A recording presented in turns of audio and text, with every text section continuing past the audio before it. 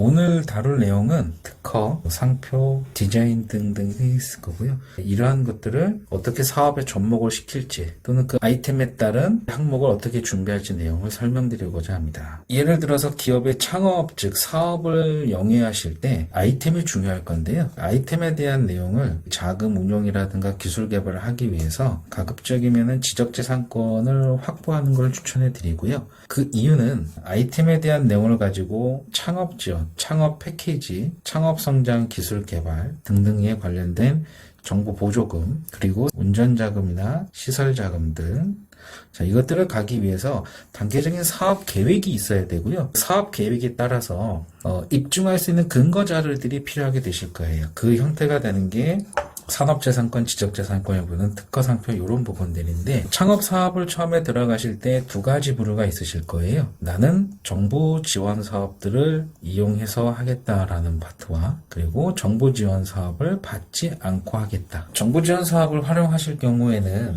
리스크는 좀 줄어든다고 보시면 돼요. 왜냐면 정부 보조에 따른 현금성 보조라든가 대출성 보조 사업들을 이용하시게 되면 창업 초기 기업이나 중소기업 입장에서 많은 도움이 되기는 하는데, 문제는 제한된 예산 내에서 기업에 대한 신청이 많아지면 경쟁률이 올라갈 수밖에 없어요. 그렇겠죠. 그렇게 되면 경쟁에서 저희가 지원 대상이 되냐 안 되냐 여부를 따질 때는 누가 어느 정도의 짜임새 있는 준비를 했는지 여부 등등, 또는 그 해당 연도에 따른 아이템에 대한 정책 요소라든가 여러 가지 복합적인 내용에 따라서 지원 대상이 되는데, 그때 사업 아이템을 바꾸실 수는 없으세요.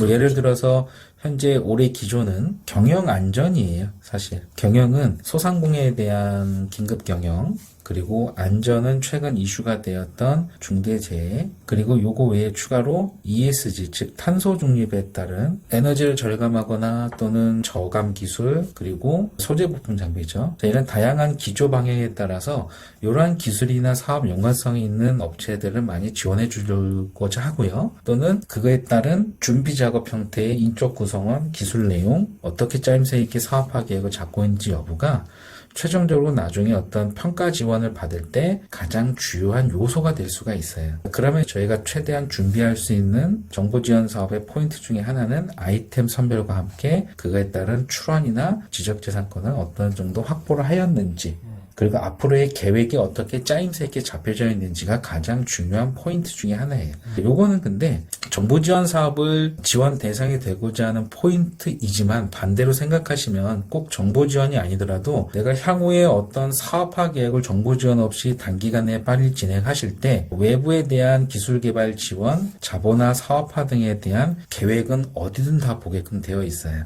그런 사업계획, 아이템에 대한 여러 가지 방향성을 수립을 하실 때 지적재산권은 창업 지원 형태나 사업 아이템에 대한 주요 포인트가 된다고 보시면 되기 때문에 반드시 취득을 하시는 게 맞다고 보시면 되세요. 그러면 기술 개발로 넘어갔을 때, 이때는 아이템을 가지고 중소기업이 창업 사업을 할 때 어떤 고도화 작업이나 업그레이드 또 기술 개발을 하셔야 되는데, 최근에 예를 들어서 플랫폼, 다양한 메타버스 등이 있는데, 최근에 이런 그 개발 비용들이 자체 개발을 할 거냐, 외주 개발을 할 거냐라는 부분인데, 전체적인 비용에 대한 부분이 많이 올라간 상태예요. 그거 사유는 개발자 부족이에요. 맞아요. 요즘 개발자 구하기 어렵다고 하더라고요. 그렇게 따졌을 때 돈이 필요하실 건데, 개발 자금 형태의 돈을 기술 개발 형태의 정부 출연금, 무상자금 형태라고 불리고 있는 요걸 가지고 활용을 할 건지, 아니면 보증이나 자금 대출을 통해서 자체 비용을 가지고 기술 개발을 할 건지, 이제 이런 상황이 발생되는데 경쟁과 평가가 들어갈 수밖에 없는 구조예요. 네.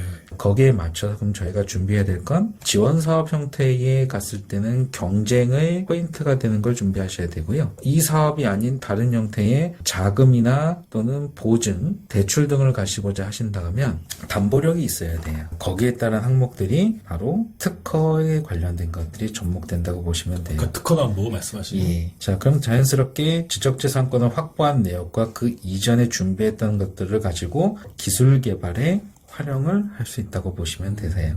또 다른 측면에서는 자본화라고 볼 수 있는데 중기부에서 하고 있는 창업성장기술개발사업 또는 정부 공공조달시장 쪽이나 대기업 쪽에 납품할 수 있는 구매 조건부에 관련된 기술개발 또는 벤처 이노비즈 연구소 기업들이 신청할 수 있는 기술혁신 기술개발 사업 등등 이런 기술개발 사업 과제들이 다 보조금 사업들인데 어떤 기업들은 선정되고 어떤 기업들은 선정이 안 되는 편이에요. 그럴 경우에 보증이나 대출 사업들을 활용할 때 필요한 담보가 필요할 건데 그때 필요한 게 바로 지적재산권이에요. 이거는 자본화 부분에서 자금 확보, 즉 여기에는 기업을 운영하기 위한 기술 개발 외에 인력 고용 그리고 원자재 등등등이 바로 필요할 건데 이때 필요한 담보 부분에 있어서 필요한 게 부동산 담보 외에 무형자산 담보인 지적재산권을 활용하고 있다고 보시면 돼요. 단계적으로 아이템 확보하고 기술 개발과 자본화를 했을 때 이제는 사업화를 해야 되는 부분이 필요하겠죠. 네. 제품일 경우에는 생산을 하셔야 되고요. 플랫폼 기업 같은 경우에는 서비스, 마케팅 등등이 필요할 건데 이때 활용되는 지원 사업들 지난번 시간에 수출 유망 중소기업이나 강소기업 등등을 활용할 때 그때 들어가는 것들이 수출 마케팅 지원 사업이나 내수 판로 지원 사업들 여기에 들어가는 게 바로 돈을 들여서 할 건지 아니면 지원 사업을 진행해서 할 건지인데 여기에 들어가는 또 평가 항목들이 바로 지적재산권들이 들어간다고 보시면 돼요. 네. 그래서 지금 단계적으로 지금 현재까지 다룬 것만 해도 특허권에 따른 지적재산권에 따라서 아이템, 기술개발, 자본화, 사업화까지가 다 연결되어 있고 그만큼의 활용 가치가 있고요. 지난 시간에 다뤘던 인증 취득할 때도 산업재산권, ISO, 벤처, 이노비즈에 다 이게 활용된다고 보시면 돼요. 마지막으로 두 가지 다룰 판로 개척과 절세 전략인데 여기에서 이제 판로 같은 경우는 아이템 선별 시에 공공조달인 기관시장을 갈 건지 또는 우리 내수시장, 민간시장을 갈 건지 또는 수출시장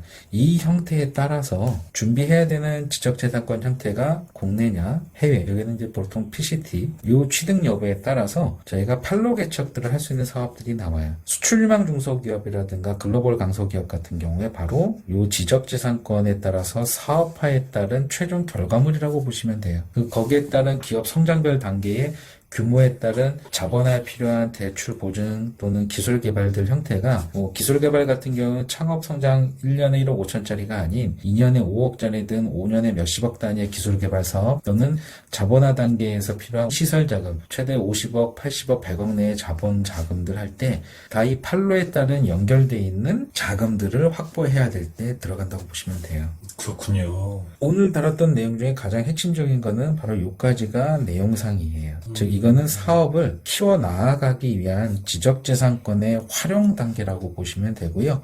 이 활용 단계 때 바로 객관적인 지표로 사용되는 게 바로 인증이라고 보시면 돼요. 그래서 지난번 연구소, 벤처, 이노비즈, 메인비즈 등등이 여러 가지 혜택들이 있다고 말씀드렸는데 네. 그 혜택이 바로 여기와 연결된다고 보시면 돼요. 간단하게 사례 중에 2019년도에 일본에서 반도체 쪽에 들어가는 공정부품이라든가 또는 공정원자재를 수출 규제하면서 우리나라의 그 산업 여건이 되는 반도체 시장에 타격을 주기 위해서 했었는데요. 이때 이제 이 수출 품목에 대한 일본 입장의 수출 품목을 해외 수입이 아닌 국산화. 그 당시 기준은 코로나 이전에 바로 국내 소재 부품 기업들을 지원해서 육성하자라는 정책이 있었어요. 네네네. 자, 지금 올해 기조도 약간 그런 방향이 섞여 있어요. 저희는 환경 분야도 들어가 있고 해서요. 중소기업들을 지원해주기 위해서 여러 가지 혜택들을 주는데 그때 바로 지적재산권이 또 사용되어요. 인증 또한 사용되고요. 마지막으로 다룰 부분은 이제 절세 전략인데 여기에는 기업이 영위하시면서 법인은 법인세, 개인 사업자는 소득세 또는 여기서 파생되는 지방세 등이 있는데 거기에 파생되는 세금을 줄이면 순이익이 늘어난다고 보시면 되고요. 이때 편법이 아닌 적법한 특별세액 감면 공제 항목들을 많이 쓸 수 있는 것 중에 하나가 바로 기술 개발, 지적재산권에 대한 활동들 또는 인증 취득 활용들을 통해서 법인세와 소득세를 줄이는 절세 전략이 나온다고 보시면 돼요. 뭐 R&D 세액공제가 가장 크잖아요. 예, R&D 세액공제도 그런 중에 하나이고요. 네. 특허권의 거래 관련된 기술 이전 거래 항목들도 다 여기에서 파생되고요. 네. 또 재작년에 이슈가 되었던 고용 또는 이제 4대 보험 시니어 이런 것들이 다 전부 그 중소기업 특별세액 감면 공제 항목 중에 하나이고 그 중에 바로 기술도 들어가 있다고 보시면 돼요. 그 인증에 있어서의 핵심 요소가 지적재산권이라는 생각이 드네요. 네, 왜냐하면 기술 개발을 기준으로 해서 그 기술에 따라서 증권화, 즉 내 권리권한 산업재산권을 가지고 다양한 형태로 활용을 할 수 있는데 그 중에 가장 관심 있는 항목들 중은 바로 자금과 세금 부분이 가장 크기 때문에 최근에는 지원 사업에 대한 인식이 많이 확장되면서 이제 기술 개발을 지원받을 수 있는 그 기술 개발 과제 자금, 정책 자금, 무상 자금 이런 형태들을 많이 취득을 하고자 하세요. 오늘 방송은 지적재산권, 대표적인 특허나 상표권을 연계해서 어떻게 컨설팅 할 것인지에 대한 부분들을 말씀해 주셨어요. 향후에 인증과 컨설팅의 핵심에 지적재산권이 있다라는 생각을 갖게 됐고요. 그런 부분에서 오늘 많은 부분을 배웠습니다. 자, 오늘 방송 감사드립니다. 네, 알겠습니다.